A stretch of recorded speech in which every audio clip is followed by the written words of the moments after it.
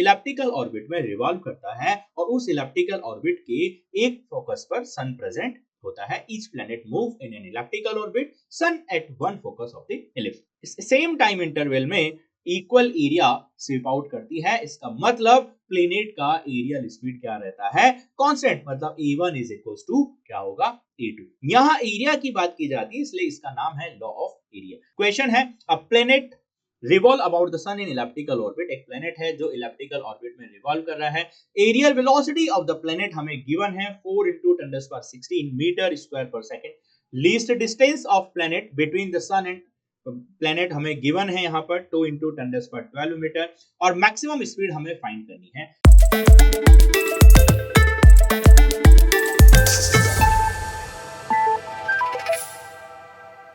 Hello everyone, आज हम बात करने वाले हैं Kepler's law of planetary motion की।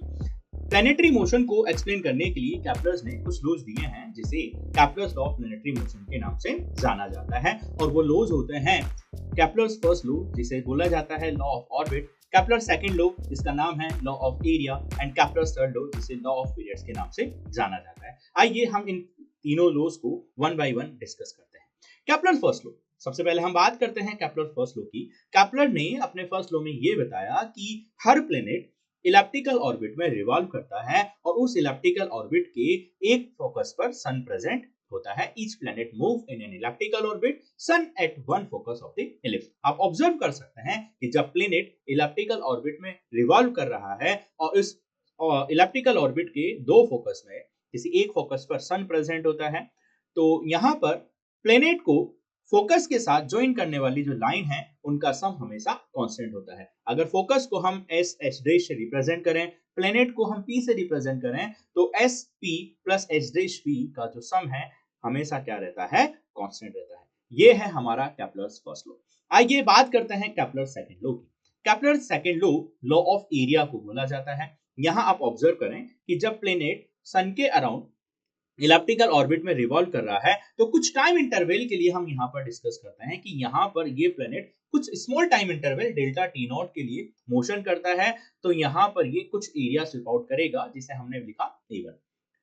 आगे बढ़ते हैं और कुछ अलग पोजीशन पर हम सेम टाइम इंटरवल के लिए फिर से इसके मोशन को ऑब्जर्व करते हैं। यहाँ आप देख पा रहे हैं कि ये जो प्लेनेट है वो same time interval delta T not के लिए जब मोशन कर रहा है तो यहाँ पर उसने एरिया स्वीप आउट किया है a2। आपने ऑब्जर्व किया होगा कि जब प्लेनेट इस पोजीशन पर था यहां से यहां तक तो उसके मोशन का स्पीड कम था और जब प्लेनेट यहां से यहां तक मोशन कर रहा है तो उसका स्पीड ज्यादा है। इस बात का डिस्कशन हम थोड़ी देर बाद आगे करेंगे, वो हमारा कंक्लूजन आएगा उसको मैं वहां बताऊंगा। फिलहाल यहाँ पर हम केप्लर सेकंड लॉ की जब बात कर रहे हैं तो ये हमने देखा कि प्लेनेट जब सेम इन टाइम इंटरवल के लिए मोशन कर रहा है तो उसने अलग अलग पोजीशन पर a1 और a2 जब हमने बोले कि a1 और a2 दो एरिया उन्होंने वहां पर कवर किए हैं, तो केप्लर अपने सेकंड लॉ में ये कहना चाहते हैं a line joining any planet to the sun sweeps out equal area in equal interval of time. मतलब प्लेनेट को सन से ज्वाइन करने वाली लाइन सेम टाइम इंटरवल में इक्वल एरिया स्वीप आउट करती है। इसका मतलब प्लेनेट का एरियल स्पीड क्या रहता है? कांस्टेंट, मतलब a1 इज इक्वल्स टू क्या होगा? a2। यहाँ एरिया की बात की जाती है इसलिए इसका नाम है लॉ ऑफ एरिया। आइए केप्लर सेकंड लॉ में हम एरियल स्पीड की भी यहाँ पर बात करते हैं। हमने बोला कि जब प्लेनेट इलिप्टिकल ऑर्बिट में रिवॉल्व कर रहा है तो वहां वो इक्वल टाइम इंटरवल में इक्वल एरिया स्वीप आउट करेगा, मतलब एरियल स्पीड क्या रही? कांस्टेंट। एरियल स्पीड के फार्मूले की हम यहाँ पर बात करते हैं कि एरियल स्पीड का फार्मूला क्या रहा होगा। हम यहाँ देख रहे हैं ये सन से प्लेनेट का डिस्टेंस हमने r से रिप्रेजेंट करा है और प्लेनेट अगर डिस्प्लेसमेंट लेता है तो उसका स्मॉल डिस्प्लेसमेंट हमने यहाँ पर d थीटा से रिप्रेजेंट किया है। अगर हम यहाँ एरिया की बात करें तो ये हमें एक ट्राइंगल दिखाई दे रहा है और ट्राइंगल का एरिया हम लिखते हैं half into base into height और उससे हमारे पास यहाँ एरियल वेलोसिटी का फॉर्मूला बनेगा dA/dt equals to half omega r square is equals to half rv। ये है एरियल वेलोसिटी। एरियल वेलोसिटी को हम एंगुलर वेलोसिटी और लीनियर वेलोसिटी दोनों ही टर्म में लिख सकते हैं। हाफ ओमेगा आर स्क्वायर, यहाँ ओमेगा एंगुलर वेलोसिटी है, हाफ आर वी यहाँ पर भी लीनियर वेलोसिटी है। मतलब एरियल वेलोसिटी को लीनियर वेलोसिटी की फॉर्म में हाफ आर वी लिखा जाता है और एंगुलर वेलोसिटी की फॉर्म में हाफ ओमेगा आर स्क्वायर लिखा जाता है। ये है एरियल वेलोसिटी का formula dA/dt is equals to half omega R square is equals to half R V. आइए सेकंड लॉ को हम थोड़ा और डिस्कस करते हैं। केपलर सेकंड लॉ में हम यहां देख पा रहे हैं कि प्लेनेट का मास स्मॉल m है, वो v स्पीड के साथ में मोशन कर रहा है और सन के साथ उसका जो डिस्टेंस है वो r है। डिस्टेंस r है, मास m है, v इसका स्पीड है। तो अगर मैं यहां पर इसके एंगुलर मोमेंटम की बात करूं तो प्लेनेट का angular momentum about the sun कितना लिख पाएंगे हम, L equals to mvr। Angular momentum of planet about the sun कितना होगा, L इक्वल्स टू mvr। इस प्लेनेट पर सन से जो ग्रेविटेशन फोर्स लग रहा होगा उसका डायरेक्शन कहां होगा, टुवर्ड्स द सन। यहां आप देख पा रहे हैं कि प्लेनेट पर सन के द्वारा जो ग्रेविटेशन पुल लगेगा उसका डायरेक्शन होगा टुवर्ड्स द सन। अगर प्लेनेट मोशन करता हुआ अपनी पोजीशन को चेंज करता है जस्ट लाइक दिस, तो यहां पर आने पर भी फोर्स का डायरेक्शन इधर ही रहा होगा। इस कंडीशन में भी फोर्स का डायरेक्शन ही इधर ही होगा। तो as a force of gravitation on planet by the sun passes through the itself, मतलब सन से प्लेनेट पर लगने वाला जो ग्रेविटेशन फोर्स है वो कहां से पास होगा, टुवर्ड्स द थ्रू द सन ही पास होता है। यहां हम इसके टॉर्क की भी बात कर सकते हैं। अगर हम यहां इसके टॉर्क की बात करें तो आप ऑब्जर्व कर पा रहे हैं कि फोर्स और डिस्टेंस सेम लाइन के अलोंग एक्ट करते हैं, और अगर हम टॉर्क निकालें तो टॉर्क को हम लिखते हैं tau equals to R cross F, और इसे लिखा जाता है R F sine theta. Force और डिस्टेंस दोनों एक ही लाइन के अलोंग है, मतलब थीटा कितना होगा 0 डिग्री और साइन 0 डिग्री का वैल्यू होता है 0। नाउ टॉर्क को हम क्या लिखेंगे यहाँ पर 0। इसका मतलब टॉर्क कितना होना चाहिए, torque of gravitation pull is 0 about the sun. Sun के अबाउट प्लेनेट का जो ग्रेविटेशन पुल का जो टॉर्क है वो कितना होगा, 0 होगा। और हम एक बात और जानते हैं कि अगर किसी सिस्टम का टॉर्क 0 है तो उसका एंगुलर मोमेंटम क्या होता है, constant tau vector is equals to d L vector by d t. अगर टॉर्क 0 है तो एंगुलर मोमेंटम क्या होता है, constant. Angular momentum of planet about the sun is constant. Clear. आइए यहां एंगुलर मोमेंटम जो कांस्टेंट टर्म है हम उसको थोड़ा और यहां डिस्कस करते हैं।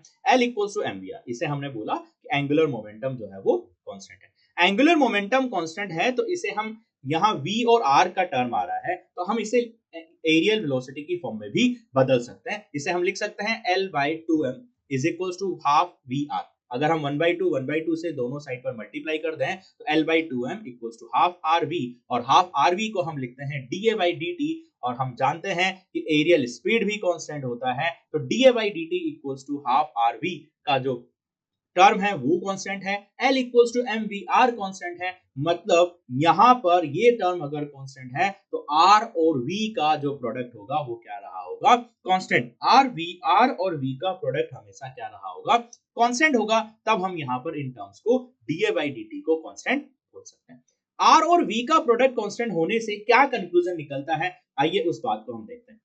जब प्लेनेट मोशन करता है इलिप्टिकल ऑर्बिट में तो वो दो अलग अलग ऐसी पोजीशन पर होता है, जब एक पोजीशन पर वो सन से काफी ज्यादा दूर, मतलब सबसे दूर, और एक पोजीशन पर वो सबसे नजदीक होता है। उन पॉइंट्स को हम एफेलियन और पेरीहेलियन बोलते हैं। एफेलियन वो पॉइंट होता है जहां पर प्लेनेट सन से ज्यादा दूर होता है, और पेरीहेलियन वो पॉइंट होता है जहां पर प्लेनेट सन से नजदीक होता है। अगर उनकी डिस्टेंस और स्पीड को हम VA/RA और VP/RP से कुछ इस तरह से रिप्रेजेंट कर दें, डिस्टेंस को हमने RA/RP लिखा, स्पीड को हमने VA/VP लिखा, और R और V का प्रोडक्ट हमारे पास कांस्टेंट है, तो इसका मतलब क्या होगा कि VA/RA is equals to VP/RP। मतलब इसे हम अगर रेशियो की फॉर्म में लिखें तो VA/VP VA/VP is equals to RP/RA, मतलब R और V इनवर्सली प्रोपोर्शनल हो गए। V और R के बीच में कौन सा रिलेशन आया, इनवर्सली प्रोपोर्शनल का रिलेशन आया। और उस इनवर्सली प्रोपोर्शनल का मतलब ये है कि यहां पर हम कंक्लूजन ये दे सकते हैं कि कंक्लूजन है at minimum distance from the sun velocity is maximum. जब सन से प्लेनेट का डिस्टेंस मिनिमम होगा तो वेलोसिटी मैक्सिमम होगा, और at maximum distance from the sun velocity is minimum. और प्लेनेट का सन से जब मैक्सिमम डिस्टेंस होगा तो उसका वेलोसिटी क्या होगा, मिनिमम होगा। यही बात थी जब मैंने स्टार्टिंग में बोला था, जब हम केपलर सेकंड लॉ पढ़ रहे थे, कि जब सन के वो नजदीक आया था तो उसका स्पीड ज्यादा था, और जब दूर था तो उसका स्पीड क्या था, कम था। तो यही कंक्लूजन हम यहाँ पर देख सकते हैं कि R और V का प्रोडक्ट कांस्टेंट है, मतलब R और V इनवर्सली प्रोपोर्शनल है टर्म में होते हैं।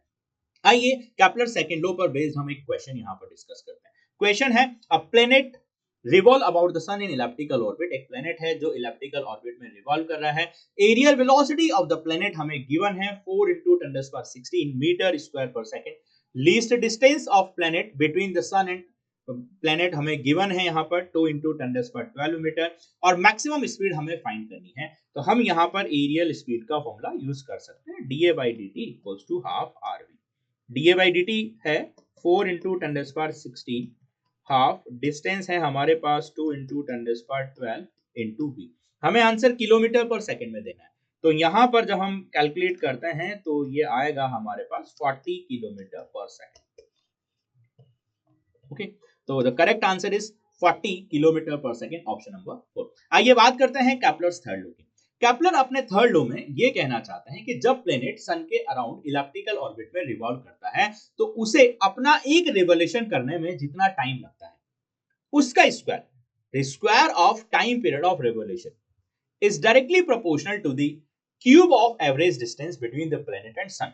प्लेनेट और सन के बीच का जो एवरेज डिस्टेंस है उसके क्यूब के डायरेक्टली प्रोपोर्शनल होता है टाइम पीरियड ऑफ रिवोल्यूशन का square. T square proportional to a cube से हम इस स्टेटमेंट को लिखते हैं, T square proportional to a cube. यहाँ जो ये ए है इसे हम बोला करते हैं एवरेज डिस्टेंस, और एवरेज डिस्टेंस क्या होती है, एक पॉइंट जहां पर प्लेनेट सन से ज्यादा दूर होता है तो वो डिस्टेंस होगी आर मैक्सिमम, एक पॉइंट जहां पर प्लेनेट सन से नजदीक होता है तो वो डिस्टेंस होती है आर मिनिमम, और उनका जब हम एवरेज लेते हैं तो हम लिखा करेंगे R maximum plus R minimum divide by 2, और ये हमारे पास टर्म हो जाएगा T square proportional to a cube, right. तो आइए केपलर थर्ड लॉ पर बेस्ड हम यहाँ पर एक क्वेश्चन यहाँ डिस्कस करते हैं। क्वेश्चन है the mean radius of the earth orbit around the sun is 1.5 × 10⁻11 metre.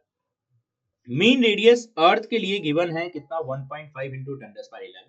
The mean radius of orbit of another planet around the sun is 6 × 10⁻11 metre, और एक अनदर प्लेनेट के लिए मीन रेडियस हमें given है 6 × 10⁻11 metre. The planet will rotate around the sun in, तो जो planet है वो सन के अराउंड रोटेट करेगा तो उसका टाइम पीरियड ऑफ रिवोल्यूशन क्या होगा वो हमसे पूछा गया है। फर्स्ट ऑफ ऑल हम यहाँ अर्थ की बात करते हैं, तो अर्थ को सन के अराउंड रिवोल्यूशन करने में 1 ईयर लगता है, राइट। तो यहाँ हम केपलर्स थर्ड लॉ को यूज कर सकते हैं, और यहाँ डिस्टेंस की बात की गई है, रेडियस की बात की गई है, तो जहां हम ए लिखा करते थे उसे हम यहाँ पर आर से रिप्रेजेंट कर देते हैं क्योंकि हम उसको रेडियस लिख रहे हैं, मीन रेडियस लिख रहे हैं, राइट। तो ये हो जाएगा T earth, T planet, earth, R planet, और पावर हो जाएगी 3/2, राइट। पावर पहले 3 था और 2 इधर आएगा तो वो 1/2 हो जाएगा, ये 1 होगा। टी ऑफ पी आपको प्लेनेट के लिए टाइम पीरियड ऑफ रिवोल्यूशन हमें कैलकुलेट करना है। अर्थ के लिए गिवन है मीन रेडियस 1.5 × 10⁻11, अनदर प्लेनेट का गिवन है 6 × 10⁻11, और पावर हो जाएगी 3/2।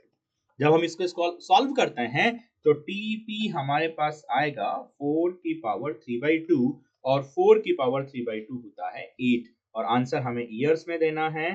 तो हमारे लिए उस प्लेनेट को सन के अराउंड रिवोल्यूशन करने में जो आंसर मिल रहा है वो है 8 years, option number C, right. तो ये थे हमारे पास Kepler's law of planetary motion. Thank you, all the best.